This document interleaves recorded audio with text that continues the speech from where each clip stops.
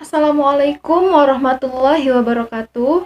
Sebelumnya izin memperkenalkan diri, saya Dwi Feptiana NPM 2011-060224 sebagai moderator dari kelompok 2. Yang terhormat kepada Ibu Dwi Jowati Asisa Putri MSI sebagai dosen pengampu mata kuliah struktur dan perkembangan pada tumbuhan.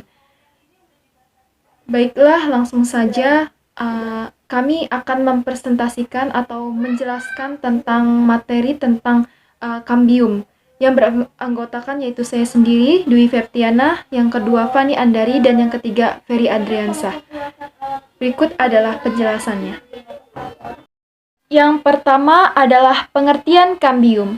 Kambium adalah lapisan jaringan meristematik pada tumbuhan yang sel-selnya aktif membelah dan bertanggung jawab atas pertumbuhan sekunder pada tumbuhan. Kambium ini hanya ditemukan pada tumbuhan dikotil dan gimnosperma, sedangkan pada tumbuhan monokotil itu tidak. Tidak adanya kambium pada tumbuhan monokotil, maka hal tersebut menyebabkan batang tumbuhan monokotil itu tidak dapat tumbuh, membesar, atau tidak mengalami pertumbuhan menebal sekunder. Nah, bentuk kambium ini berupa lendir yang terdapat pada kulit dan kayu batang. Pada batang berkayu tersebut, kambium berfungsi sebagai medium atau jalur lintas zat hara yang bergerak dari tanah menuju ke daun. Berdasarkan jaringan yang tetap yang dibentuknya, dikenal dua kelompok kambium, yaitu kambium gabus dan kambium pembuluh atau vaskular. Selanjutnya, ciri-ciri kambium. Ciri-ciri kambium itu yang pertama dapat ditemui pada tumbuhan dikotil dan gimnosperma. Aktivitasnya dapat menghasilkan jaringan gabus. Yang ketiga, dapat mengendalikan masuk dan keluarnya air. Dan yang keempat, untuk mencegah serangan dari hama. Fungsinya yaitu membentuk xilem dan floem, mengangkut sebuah hasil fotosintesis dari daun ke seluruh bagian tumbuhan. Dan yang ketiga, mengangkut air dari akar ke daun untuk suatu proses fotosintesis. Selanjutnya ada jenis-jenis kambium berdasarkan proses terbentuknya. Yang pertama itu ada kambium gabus atau yang bisa disebut dengan kambium sekunder. Kambium gabus ini adalah bagian dari korteks. Aktivitasnya itu menghasilkan jaringan gabus atau yang bisa disebut dengan velum ke arah luar. Jaringan gabus ini berfungsi untuk mengendalikan masuk dan keluarnya air, mencegah serangan hama, dan beberapa fungsi mekanik lainnya. Pertumbuhan kambium ke arah luar membentuk floem sekunder dan ke arah dalam membentuk xilem sekunder, sehingga batang tumbuhan bertambah besar. Aktivitas kambium yang membentuk xilem dan floem sekunder ini disebut dengan pertumbuhan sekunder. Semua jaringan yang ada di sebelah dalam kambium disebut kayu, dan sedangkan di sebelah luar kambium disebut kulit atau pepagan. Pembentukan xilem dan floem sekunder ini pada batang terjadi karena aktivitas kambium yang dipengaruhi oleh musim. Jika kondisi lingkungan kurang menguntungkan, maka aktivitas kambium menjadi rendah sehingga xilem dan floem sekunder yang dihasilkan itu hanya sedikit. Namun sebaliknya, pada musim hujan, aktivitas kambium ini akan meningkat. Perbedaan aktivitas kambium akan menghasilkan jejak pada batang yang disebut dengan lingkaran tahun.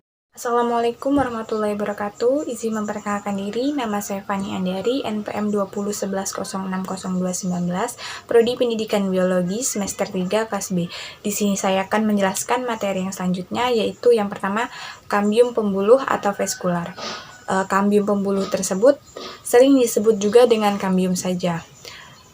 Kambium ini terletak pada bagian yang membatasi bagian kulit kayu.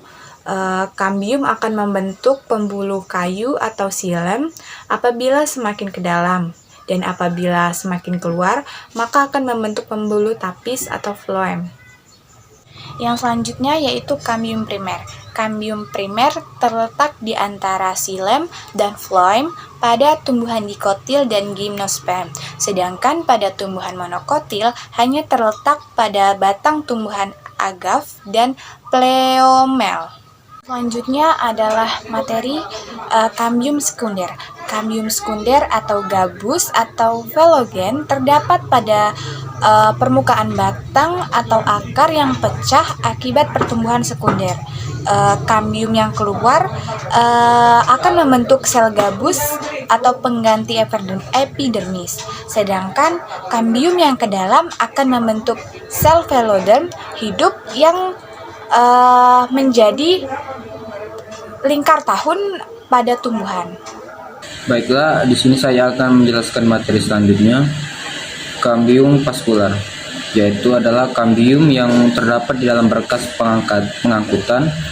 Kambium vaskular ini jika sel-selnya ke arah dalam berbentuk silem dan ke arah luar membentuk floem, sementara ke samping membentuk jaringan meristematis yang berfungsi memperluas kambium. Yang kedua adalah kambium intervaskular, kambium yang terdapat di antara dua berkas pengangkutan atau di luar berkas pengangkutan, berfungsi membentuk jari-jari empedu. Adapun fungsi jaringan gabus diantaranya yaitu: 1. Berfungsi sebagai pelindung menggantikan epidermis yang sudah rusak atau menebal.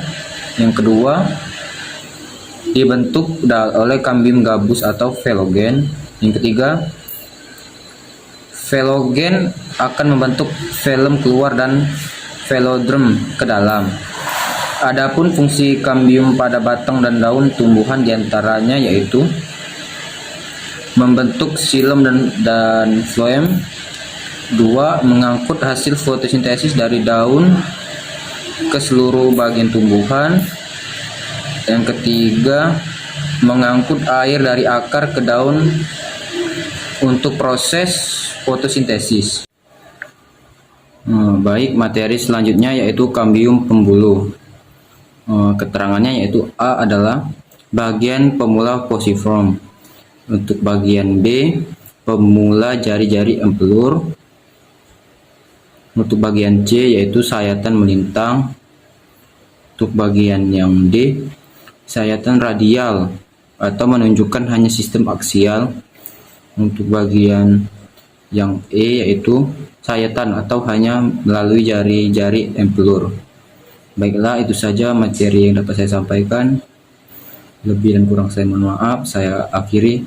Wassalamualaikum warahmatullahi wabarakatuh.